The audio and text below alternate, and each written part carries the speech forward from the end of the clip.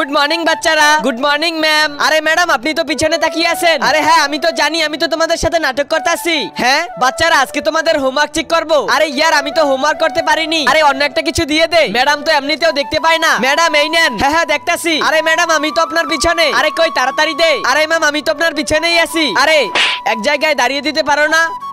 হ্যাঁ এবার হাতে লেখা সুন্দর হয়েছে। Very good. এই নে। আরে ম্যাম আমি তো এইদিকে। চল খাবার খাবো। যদি ম্যাম দেখতে পাই। আরে ম্যাম তো অন্ধ, সে আবার কি দেখবে? ব্যাগের চেন কোথায় গেল? খুঁজেই তো পাচ্ছি না।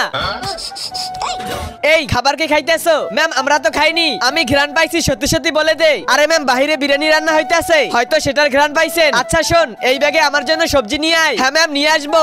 এই নে ব্যাগ। হে আল্লাহ, পবিত্র কাবাঘর দেখার পর যে ভিডিওতে লাইক দিয়ে চ্যানেলটি সাবস্ক্রাইব করে দিবে, আল্লাহ তাকে হজ করার তৌফিক দান করো, আমিন।